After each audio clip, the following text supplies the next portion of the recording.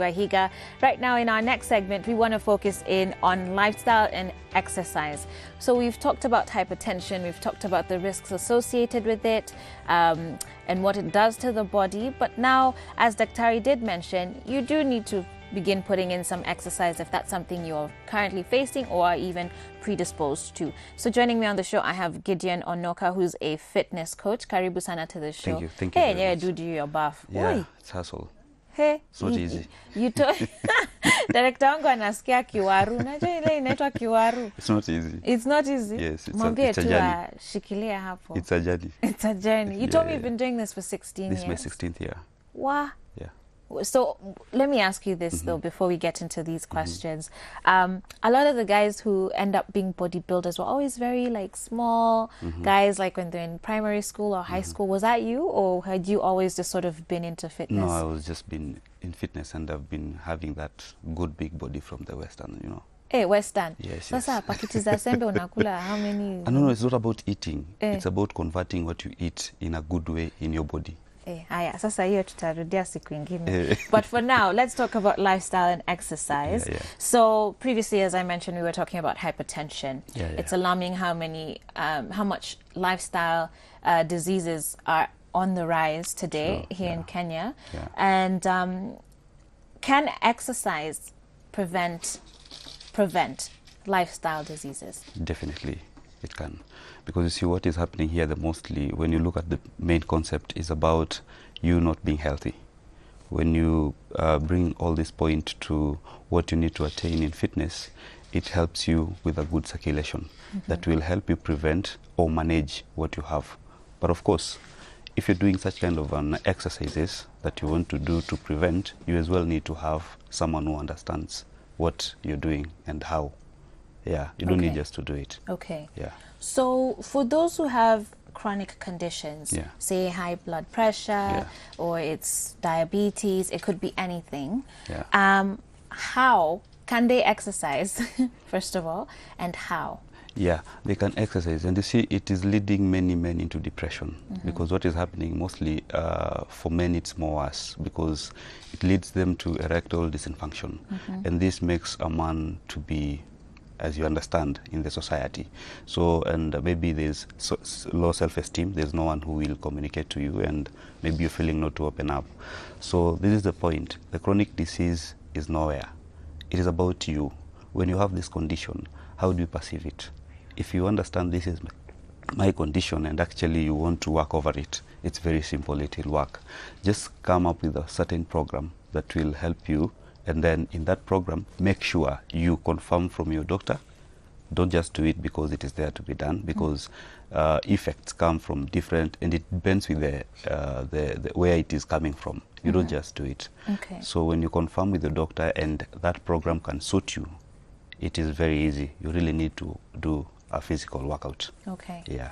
So let's talk about some of those exercises, things that would, perhaps would call them safer for people with lifestyle diseases. What is safe and what is unsafe for someone to do, say for someone who has heart disease or diabetes or high blood pressure? What can they, maybe just give us some examples of exercises. Is it just walking? Do they go and take up an aerobics class? Can they do Zumba? What would you? Yeah, I'll give an overall answer. These people, someone who is suffering from a heart disease and someone else who has diabetes and high blood pressure, these are two different conditions that you cannot give a main workout that will help both of them to attain. But generally, what you can do for just a maintenance because of a circulation level, which brings into cardiovascular, it is a point of just do a little bit of walking. Walking will be better for you, and if you cannot go to the gym and find that professional, do climbing stairs. You don't need to, a problem with us nowadays is we drive to work. From car you go to the lift, from lift you go to office.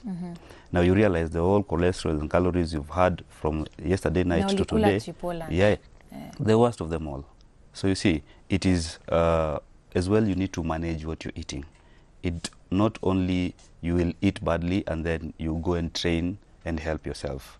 No, just eat well if you know you have that condition, and purely focus, shift your focus. Don't focus too much into your diabetes condition. shift your focus. Also, it's a training of the mind. You need to understand, this is my problem. Now, after this is your problem, how will you come up with a suitable thing? Walk, run if you can. Aerobic classes, it is well. But then again, with a condition of like heart attack, you cannot be in a position to just go and start doing aerobic classes. Sure. It is not advisable. Just do brisk walk, do stairs climbing, just park your car like a distance. Yeah, and do a walk to the office. Sure. And when you're in the office as well, try to do a lot of sit-ups, as in terms of sit and stand, not sit-ups as people perceive it. If you're blessed to have a secretary, badala ya kumtuma printer, just stand, inuka uende mwenyewe. Yeah. Overall, try and do 10,000 steps a day. 10,000 steps. 10,000 steps a day. Wow. That is very, very well. Okay. For you. Yeah. Okay. Well, let me ask you this. I mean, so for someone who's saying they're trying to prevent, maybe they're not suffering this just yet. Yeah. They're trying to prevent, you know, any lifestyle disease. They're trying to keep fit. A lot of us are really into shortcuts, unfortunately. Definitely. And so you find a lot of people taking supplements. And you're a big guy. I mean, a lot of people want to look like you. They want to be buff. And so they start taking supplements or all sorts of other things. But you're here and you've said this has taken a while. So talk to us about supplements, because a lot of the times those things can actually lead into kidney failure. Definitely. And then you find yourself in the very hypertension that you're trying to avoid. I'll put it this way. Don't compete with my glory. Hey, okay. Yeah. Try and understand my story. Where? Don't compete with my glory. Try and understand my story. Right. Because the problem is everyone wants to be you when you're you right now. You see, you never know what I've done all this time for me to be where I am. Yeah. My point is, and always if you look at even my page, my social media pages, I don't support people going just for supplementation to attain certain body. That is looks. What about your in body? You get? So for me, my professional advice will be before, and supplementation are described to people who have a condition and which will suit them to actually maintain either that condition, because their body cannot reproduce it normally the way it's supposed to, or this person needs extra energy for something and the doctor has prescribed the same on the guy. Right, right. But not to go in the shop and buy and start using them for a mind of, I want to look like Joyce. You will be messing up yourself, because definitely it will lead to something crucial in your body in future. Right. So first of all, before you do anything, even the Panadol we take in just immediately, you just go by to the over-the-counter and take it. It's a problem. Get it from your doctor. Can I be in a position to use whey protein? Can I be in a position to use creatine? Can I be in a position to use such kind of medication? And is it safe for me? Because you go do this whole medication, you look good like any one person you think, but what are the repercussions? Got you. Yeah. So back to lifestyle and exercise, and say for example, someone has gone to the doctor, they've said, Maze, things are not looking too good. You need to start working out. Yet this person, let's say, ajawa ingia gym. So obviously that's a huge transition. There's obviously going to be a bit of pain or discomfort, you know, as you know, people get sore, which is normal day to day. Even after you've been doing 16 years, I'm sure you still get sore. So what would you advise for someone who is now literally checking into the gym for the first time, or checking into exercise for the first time, as far as how to pace yourself? If you allow me to touch on something, because that question is leading somewhere. Okay. Right now, when a doctor says this is alarming and you need to go to the gym, okay, on what basis? Unless you have a condition, okay? Now, when this doctor understands Joyce has a condition, where is this doctor sending that Joyce to train? Also, a doctor has a role, because doctors need to know how many trainers do we have that will be in a position to help this person and they are qualified. You can't just tell someone, go to the gym, and you don't know the gym they are going to. You get my point? Now, when this person walks in the gym, what does this person wants to achieve? You really don't need to have any discomfort for a first 1 month program, because what you're doing as a trainer, you're helping that client get familiar with the gym You either loves the gym, or she or he loves the equipment, because you have to love something for you to keep on going there. Otherwise, it's a boring thing to do unless you're dedicated. So now, if you guide this client slowly to like and understand what the gym is like, for first 1 month, I'm not expecting that client to be uncomfortable. Okay. I'm expecting, really? Gym yako inakaa poa. Very professional. Wow. I'm expecting, because I will put it this way. Joyce, you've never stepped in the gym. You come in my gym today. My first thing to do is to do an assessment, right? Yeah. My assessment leads me to a point of Joyce needs to lose 40 pounds. And these 40 pounds, how will we lose? Yeah. I'll give you very good enticing workouts that will make you come tomorrow. Right, because it's a mind shift. Yeah. Working out it's not like people wake up and want to go run 70 kilometers. So that's what I'm saying. There are people who are pushed by the doctors to come to the gym, and when you take them and start training them the way you want, they give up, and tomorrow they'll never step in the gym again. They start going to buy pills. Absolutely, yeah. So for me and Joyce, this is what Joyce wants. I'll take Joyce to my treadmill. I'll walk Joyce there 10 minutes today. Tomorrow I'll do it gradually. She will do 12 minutes. She will not realize by the time she's doing 20 minutes. Then from there, I have simple light workouts that I know I will entice this client, and next day she'll be longing, or he be longing, to come again. Right. But if you come today and I'll train you like a military, for God crying out loud, will you even walk and see that gym and want to enter? You will quit and say the gym is boring and I'll never step in that gym again, because everywhere is paining. Yeah. But now, after you have adapted the system, there's what we call sweet pain, because you've adapted the gym. Now you are the one who is telling me, kindly, can we do chest press? I have my program, but I know now today you like chest press. I'll give you a bit of chest press, but I'll have my program suited for what you need to attain. So as well, it is not about us being dictators in the gym. Yeah. That is the problem. Yeah. Yeah. I think what I like about what you're saying is that you're taking it as a process. Yes. For a lot of people, going back to a gym or starting a gym can be very uncomfortable. Definitely. You know, especially if you're someone who's used to calling the shots everywhere else. Yeah. Then now you walk into a place where you have zero control. You're the one who doesn't know how to do it.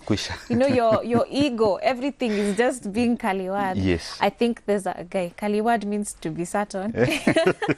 There's just a way that you have to ease someone into the process, because Definitely. For me personally, gym it's a mentality thing. It's about building mental resilience to know I can push my body even further. Yes. So I really do appreciate that. And to those of you who are maybe struggling with a lifestyle disease, one or another, and you've not been able to, you know, just get up and get out going, perhaps you can be encouraged that you can just start slow. Tunajipea pressure nyingi saa ingine that tomorrow we want to be running like Usain Bolt.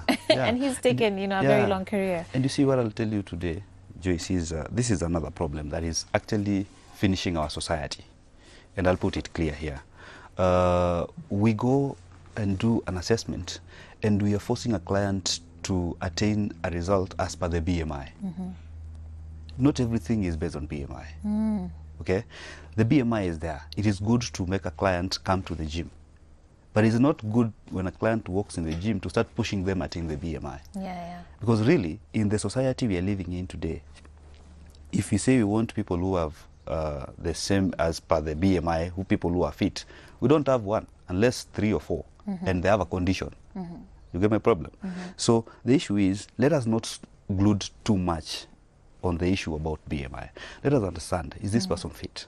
Because today my BMI can be more excess, and I'm obese as per the BMI.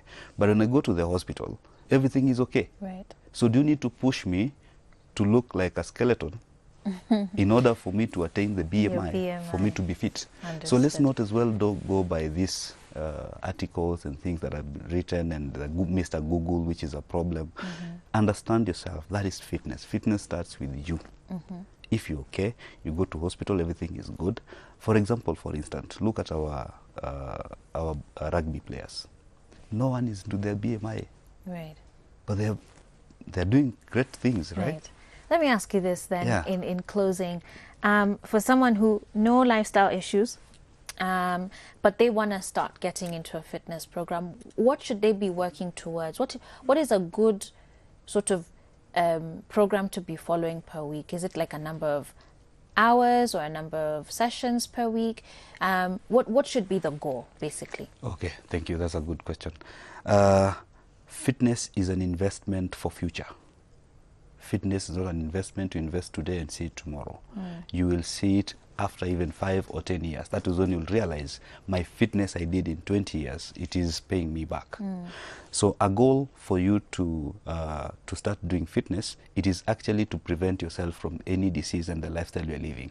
Because every time you're continuing to pile the cholesterol and calories in your body, it is continuing to be so worse and worse and worse. Now, what you need to look at for you to understand how you will train or to lead your way, this is the point. How is your body feeling?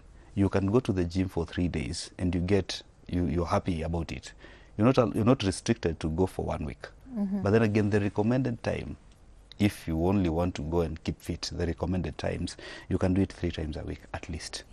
And maximum hours in the gym, it's only 45 minutes, maximum 1 hour. So hii story ya kukua gym ati unainua chuma for 3 hours. Your body, this is how your body works. The muscle, every information that is sent from the muscle goes to the mind. And the mind receives the information and gives an answer. So if you're giving an information for 3 hours, now what you do, you start tearing away some muscles. So your body needs actually a warm-up of only 20 minutes and plan your program for 25 minutes, maximum 30 minutes. Then your program is done. But if you do it for 3 hours, you're having a problem. For instance, look at our runners. They run for 3, 4, 2.5 hours, right? If you see them, they are to a point of fat percentage like 10, 15, okay? Now, you want to train to look good. You're running like a professional who is a runner, who is doing it for a country. What is your goal? Sure. Gideon, thank you so much for being here today. Thank you for these conversations. I think and I hope that you guys are inspired even to go back to gym. That it's, I think in a way you've sort of helped demystify what gym and what working out should be. So very quickly, how can people find you in case they're interested in working out? Not in case, they have to be interested to work with me. Anyway, my name is on Facebook, I'm there as Coaches Gideon Onoka. Twitter and Instagram the same, but my main office is in a place called Andrew's Apartment in Westlands. That's where I do a lot of things. But then again, let's keep on interacting and understand what is fitness, because the problem is one, I leave them with one thing: really understand what you want and who you want to help you to lead you where you're going. Perfect. Thank you so much. Thank you. Really appreciate you. And guys, we've come to the top of the hour. We're just about to get there and take